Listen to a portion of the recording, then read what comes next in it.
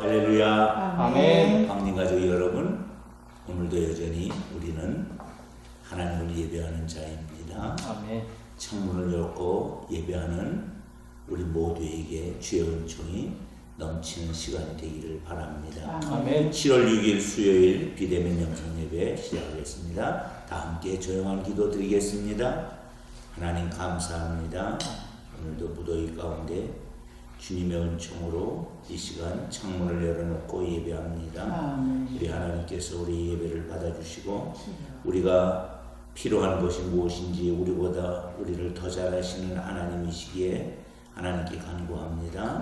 날마다 일용할 양식을 우리 가운데 내려 주시옵소서. 오늘도 특별히 영원한 대제사장 예수 그리스도를 묵상하는 귀한 말씀을 나눌 때 말씀에 젖어인 성령님 역사하여 주옵소서. 아멘. 예수님 이름으로 기도드립니다. 아멘.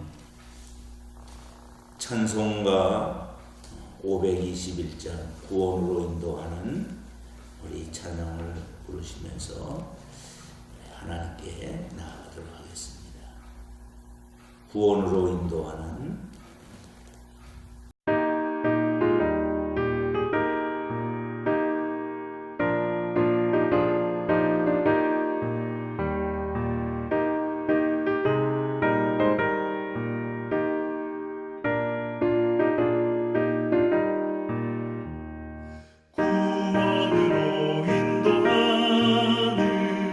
그분은 참 좋으며 생명을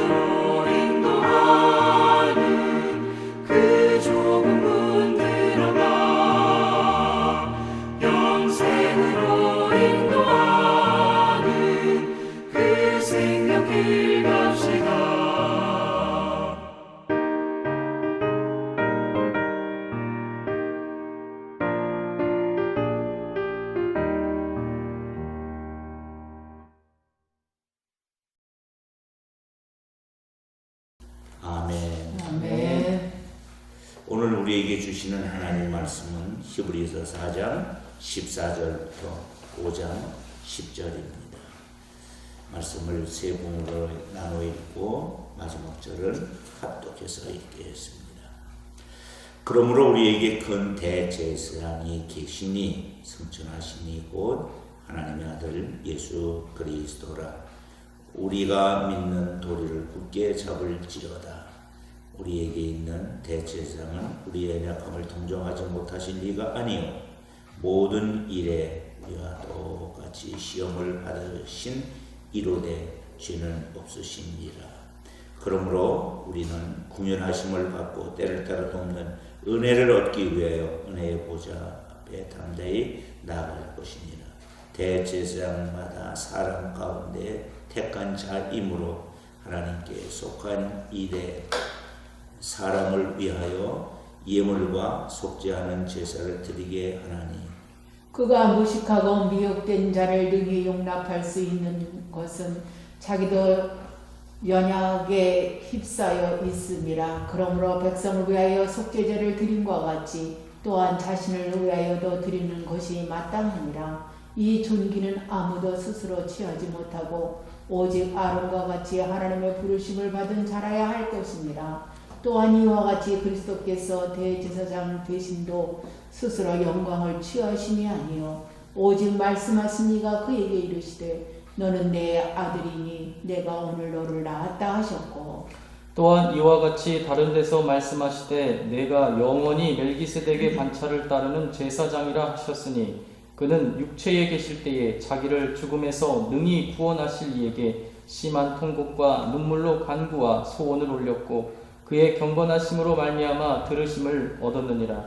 그가 아들이시면서도 받으신 고난으로 순종함을 배워서 온전하게 되셨은즉 자기에게 순종하는 모든 자에게 영원한 구원의 근원이 되시고 하나님께 멜기세덱의 반차를 따른 대제사장이라 칭하심을 받으셨느니라. 아멘. 할렐루야. 아멘. 지난 한 주간 어떻게 지내셨나요? 물론 우리가 어떤 모양과 형편에 처했든지 하나님은 합력하여 손을 이루어 주신 줄로 믿습니다. 아멘. 그리고 이 시간에 창문을 열어놓은 우리들에게 하나님은 말씀하십니다. 너는 내 아들이다. 내가 오늘날 너를 낳았도다. 하나님께서 여기까지 우리를 인도하신 줄로 믿습니다. 아멘. 이 무더위에도 하나님이 여전히 우리를 인도하실 줄로 믿습니다. 아멘. 우리의 입을 넓게 하시는 하나님께서 입을 열 때마다 우리를 소원의 항구로 인도하신 줄로 믿습니다. 아멘. 자, 히브리서 4장 14절부터 5장 10절까지 말씀을 읽으면서 오늘은 영원한 대제사장 예수 그리스도 이 부분으로 함께 은혜를 나누겠습니다. 히브리서는 예수님을 대제사장이라고 소개하고 있습니다. 대제사장은 원래 레위 지파의 계통을 따르지만 예수님은 인간 지파의 계통을 따르지 아니하고 멜기세덱의 계통을 따라 대제사장이 되었습니다. 멜기세덱은 생명의 시작과 끝이 성경에 기록되지 않은 인물입니다. 참 궁금한 사람이에요. 그렇지만 그는 아브라함에게 11조를 받고 아브라함을 축복한 사람입니다. 멜기세덱의 계통을 따르는 예수님은 시작과 끝을 말할 수 없는 영원한 대제사장이십니다. 아멘. 그러면 대제사장은 어떤 일을 하는가? 그 중에 특별히 예수님이 우리의 대제사장인데 예수님이 대제사장으로 하신 일이 무엇인가를 이 시간은 이제 우리가 세 파트로 나누어서 은혜를 받고자 합니다. 첫째, 예수님께서 대제사장 되셔서 하신 첫 번째 일은 우리의 연약함을 이해하십니다. 이 부분이에요. 이 부분이 성경적 용어로 말하면 동정하신다 이런 뜻이 있습니다. 동정이라는 말은 감정을 공유하거나 또는 실제적인 도움의 행위를 주시는 것이 동정이에요. 자, 유혹자 사모님 4장 14절부터 16절 말씀을 읽어주시겠습니다. 그러므로 우리에게 큰 대제사장이 계시니 승천하시니 곧 하나님의 아들 예수시라. 우리가 믿는 도리를 굳게 잡을지어다. 우리에게 있는 대제사장은 우리의 연약함을 동정하지 못하실 이가 아니요 모든 일에 우리와 똑같이 시험을 받으신 이로되 죄는 없으시니라. 그러므로 우리는 긍휼하심을 받고 때를 따라 돕는 은혜를 얻기 위하여 은혜의 보좌 앞에 담대히 나아갈 것이니라. 아멘. 히브리서 4장 14절 말씀은 예수 그리스도가 우리의 대제사장인데 무슨 대제사장이냐 이렇게 말할 때 우리에게 큰 대제사장이라고 했어요. 여기 크다는 말은 위대하다, 우월하시다 이런 뜻이에요. 그런데 그분은 지금 어디 계시냐? 승천하여 즉 승천하기 전에 이 땅에 오셔서 십자가 못 박혀 죽으시고 부활하시고 그리고 하늘에 올라가셔서 하나님 아들 예수 그리스도로 지금 계시는 줄로 믿습니다. 그는 우리가 믿는 도리를 굳게 잡을 믿음의 도리가 되시는 분. 여기서 믿음의 도리란 무엇을 얘기냐면 우리의 신앙의 고백을 이야기하는 거예요. 우리가 예수를 어떻게 고백하고 있습니까? 모범 답안은 주는 그리스도시요 살아계신 하나님의 아들이십니다. 이렇게 고백하는데 그 고백의 당사자가 대제사장이신 예수 그리스도이시다 라고 말하고 있습니다. 그런데 우리는 누굴까? 자, 15절 말씀을 우리 유혹자 사모님 다시 한 번만 읽어주시겠습니까? 우리에게 있는 대제사장은 우리의 연약함을 동정하지 못하실 리가 아니요 모든 일에 우리와 똑같이 시험을 받으신 이로되 죄는 없으시니라. 아멘. 우리는 연약한 존재예요. 정말 한없이 연약하죠. 그런데 우리가 연약하다는 것을 주님은 동정해 주신다는 거예요. 알아주신다는 거예요. 이해해 주신다는 거예요. 그 연약함을 대신 짊어주신다는 거예요. 그래서 이제 연약함을 동정하시고 사정을 다 알아주시는 분인 줄로 믿습니다. 아멘. 그래서 그분은 어떻게 우리의 사정을 이렇게 하나님이신데 잘 아실 수 있을까? 그건 육신의 몸을 입고 이 땅에 오셔서 우리와 똑같이 살아보셨기 때문에 그렇습니다. 그분의 육신의 연약함과 시험받으심과 유혹을 그분이 친히 경험하셨습니다. 우리는 너무나 잘 알고 있습니다. 또 예수님은 수치를 겪으셨는데 십자가에 벌거벗은 몸으로 죽으면서 그 수치를 다 겪으셨습니다. 우리가 당한 수치보다 오히려 더 많은 수치를 당하셨습니다. 또한 그분은 십자가에 달리기 전에 채찍에 맞고 못 박힌 상태로 십자가에 달리는 고통도 당하였습니다. 또 십자가에서 외로이 홀로 십자가를 지고 가는 그 외로움도 경험했습니다. 수치를 당하고 고통을 당하고 누구보다도 더 큰 외로움을 당하고 모든 것을 견디신 주님은 왜 그렇게 하셔야 했을까? 그것은 우리를 동정하기 위함인 줄로 믿습니다. 우리를 이해하기 위함인 줄로 믿습니다. 온갖 고초를 겪으셨지만 죄는 없으셨습니다. 그래서 우리를 통해서 하나님께 가까이 나아갈 수 있는 은총을 받게 그분이 하신 줄로 믿습니다. 그러므로 예수님을 고백하는 신앙을 우리가 굳게 잡아야 되는데 주는 그리스도시요 살아계신 하나님의 아들이라는 이 고백을 날마다 우리가 올려드려야 할 줄로 믿습니다. 자, 유혹자 사모님 히브리서 4장 14절 한 번만 더 읽어주시겠습니까? 그러므로 우리에게 큰 대제사장이 계시니 승천하시니 곧 하나님의 아들 예수시라. 우리가 믿는 도리를 굳게 잡을지어다. 아멘. 우리의 대제사장이 있다는 것만 해도 우리는 너무나 황홀하고 감격스러운 줄로 믿습니다. 아멘. 1번 질문하겠습니다. 예수님께 이해받고 싶은 나의 연약함은 무엇일까? 어떤 사람이 이런 얘기를 했어요. 나는 약점이 없는 게 약점이라고. 주여. 그렇죠. 예, 약점이 없는 게 약점이, 그게 약점인데, 그죠? 예, 인간은 연약하지요. 아멘. 그 연약함을 이해받고 싶어 하여 우리 유옥재 사모님, 이해받고 싶은 연약함이 있으세요? 제가요, 네. 마음이 급해요. 급하시군요. 네. 뭐 하면 매사에 급해요. 네, 그래서 넘어지기도 하시죠. 그 잘 넘어지기도 하고 또 때로는 실수도 하고 그래서 이렇게 조급한 마음 갖지 않아도 되는데 차근차근 해도 되는데 그게 습관이 되고 여태껏 살아왔기 때문에 그게 이제 쉽지가 않아요, 바뀌기가. 근데 이제는 그것이 넘어지기도 해요. 네, 급해서 차근차근. 몸과 마음이 함께 가야 되는데 그게 따로 가는 거예요. 네. 뭐가 빨라요? 마음이 빠르죠. 빠르죠. 몸은 그렇죠. 느리지. 그래서 내 이 조급함, 빠른 거, 좀 급한 거를 좀 이제는 좀 느긋한 마음을 가지고 좀 하는데 나에게 연약함이 아닐까, 이것도 하나님 앞에 또 이해받고도 싶고 그런 마음입니다. 그렇죠. 저는 반대 같은데. 갈수록 그래서 이렇게 하나님께서 그러고 갈수록 느려지는 것 같아.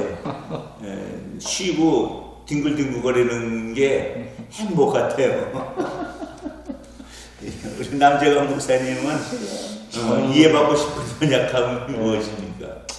저는 이제 성경 읽을 때마다 예수님도 그렇고 주변에 그 진짜 신앙의 리더도 뭔가 다 치밀하고 뭔가 이렇게 대쪽 같은 게 있는 것 같은데 저는 좀 치밀하지 못하고 그때 보면 좀 우유부단하고 또 제가 일터 가서도 느끼는 건데 사람들은 눈치도 빨라서 뭐 이렇게 설명을 차차차 잘 알아듣더라고요. 근데 저는 그걸 3번, 4번 해봐야지 그때서 이제 몸에 좀 익어요. 그래서 좀 치밀하지 못하고 빠릿빠릿하지 좀 못한 게 있다. 그런데 그래도 그런 것도 그래도 기도하면서 좀 노력하니까 극복은 조금씩 돼가고 있는데 아마 이 부분은 좀 우리 주님께서 좀 이해해 주셨으면 좋겠다. 근데 이게 장점이 되더라고요. 또 왜냐면 남 실수에 대해서 남이 좀 치밀하지 못한 거에 대해서 좀 너그럽긴 해요. 그래서 그렇죠.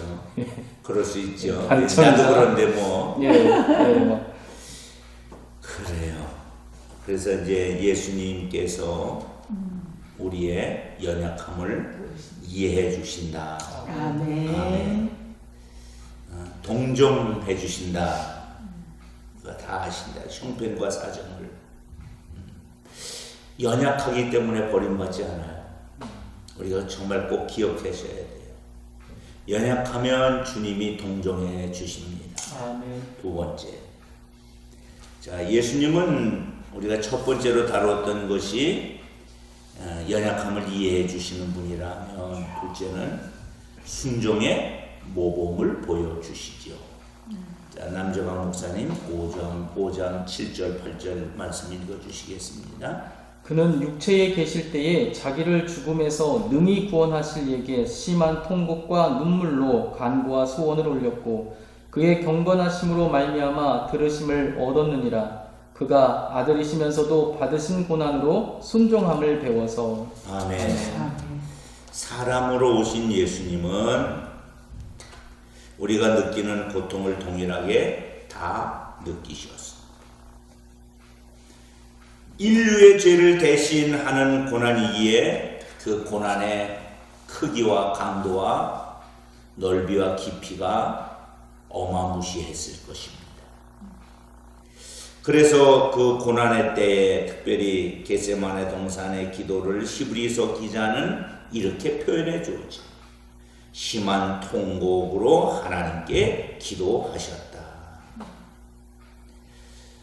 이 히브리서 5장 7절에 보면 그가 육체에 계실 때에 육체로 계시는 33년 동안 특별히 공생의 기간 속에서 죽음에서 능히 구원하실 하나님께 정말 겟세마네 동산에서 통곡과 눈물로 간구와 소원을 올려드린 그런 분이셨습니다. 우리가 똑같은. 그래서 그는 이렇게 기도했었죠. 만일 할만하시거든 이 잔을 내게서 제하여 주시옵소서. 아멘. 이 잔이 지나가게 하여 주옵소서. 그러나 그분은 순종으로 마무리합니다. 그게 뭐예요? 나의 원대로 마옵시고 아버지 원대로 하옵소서. 아멘. 이렇게 예수님은 십자가의 고난 받으심으로 우리에게 순종의 모범을 보여주셨습니다. 그리고 이로써 대제사장으로서 온전한 자격을 갖추고 구원을 위한 대제사장의 역할을 완성시켜 주신 줄로 믿습니다. 아멘. 질문 두 번째, 남재강 목사님. 예. 예수님을 본받아 순종해야 할 것이 있다면 무엇일까요? 성경 읽어주시고 답을 해주시겠습니다. 그가 아들이면서도 받으신 고난으로 순종함을 배워서 말씀이 좀 중복되는 것 같긴 하지만은 고난을 기쁨으로 감당하신 것이 저는 꼭 배워야 될 순종함입니다. 그렇죠. 그러면 남재건 목사님은 삶 속에서 그래 이것은 정말로 내가 기쁘게 받아들여야 될 고난이야. 이 고난은 내게 너무 값진 다이아몬드 같아.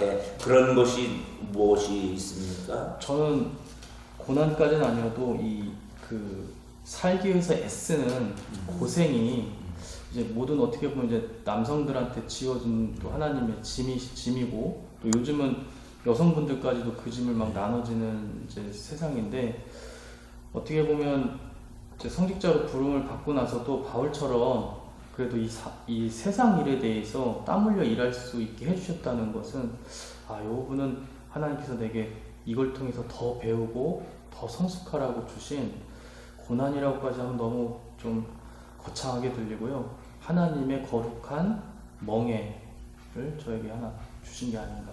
네. 저는 사실은 담임 목사로서 남재강 목사님을 보면서 한편으로는 대견하고 한편으로는 미안하고 그렇지만 그 때에 맞는 고난이 얼마나 인생을 유익하게 만들 것인가를 알기에 응원합니다. 아멘. 잘 견디시면 하나님께서 면류관을 주시는 아멘.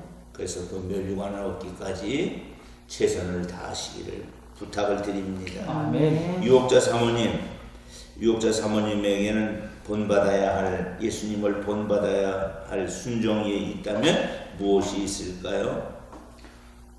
이 글을 읽으니까 딱 생각나요. 주님의 마음을 본받는 자, 그 마음의 평강이 찾아오는 이 찬양이 생각이 나요. 좀 포괄적이고 좀 범위가 넓은 마음이지만 주님의 마음을 본받아야 되겠다. 그런 마음. 근데 그 주님의 마음 그렇죠. 중에 예, 어느 거니? 어떤 마음인가 지금은 순종을 고난받는 마음이죠. 고난받는 고난을 하나님 뜻으로 기쁘게 받아들이는 주님의 마음이에요. 아멘. 그게 겟세마네 동산에서의 기도. 통곡하지만 울면서라도 그 베세베스 소처럼 울면서 자기의 사명을 감당하고자 나아가는 법궤를 맨 그 송아지가 귀한 것이지요. 아멘. 그래서 유혹자 사모님에게도 그렇게 눈물 뿌리지만 아멘. 이 길은 내가 가야 할 길이라는 이 간절한 마음이 있을 줄로 믿습니다. 아멘. 남재광 목사님도 마찬가지고 저도 마찬가지고 우리가 이 목회자가 됐다는 것, 또 이제 성도였다는 것이 축복이고 은혜인 줄로 믿습니다. 아멘. 자, 세 번째 파트로 넘어갑시다. 대제사장으로서 예수님 하신 일은 첫째, 연약함을 이해해 주신다. 동정하시는 분이다. 두 번째, 순종의 모범을 보였다. 내가 어떻게 살아야 될까 하는 것을 예수님이 살아 보여주셨다. 아멘. 그 다음에 세 번째, 영원한 구원자가 되어주셨다. 히브리서 5장 6절 9절 10절 말씀 유혹자 사모님 읽어주시겠습니다. 또한 이와 같이 다른 데서 말씀하시되 내가 영원히 멜기세덱의 반차를 따르는 제사장이라 하셨으니 온전하게 되셨음즉 자기에게 순종하는 모든 자에게 영원한 구원의 근원이 되시고 하나님께 멜기세덱의 반차를 따른 대제사장이라 칭하심을 받으셨느니라. 아멘. 자, 백성을 대표해서 하나님께 나아갔던 대제사장은 사람들의 죄를 용서받도록 희생 제사를 드리는 역할을 합니다. 아멘. 이런 대제사장은 아무나 될 수 없잖아요. 아론의 가문에서 나오게 되고 하나님의 선택을 받아야 합니다. 아멘. 그런데 예수님은 하나님이 대제사장으로 직접 임명하신 분입니다. 레위 지파의 계통의 대제사장과 차원이 다른 멜기세덱 계통을 따라 임명받은 영원한 대제사장이 되었습니다. 아멘. 하나님 아버지께서 대제사장의 직무를 이제 맡겨주셨는데 그 직무가 뭐냐? 너는 자신의 몸을 희생 제물로 바쳐 우리를 위한 속죄의 제사를 드리도록 했다는 거예요. 자기 몸이 제물 되신 거예요.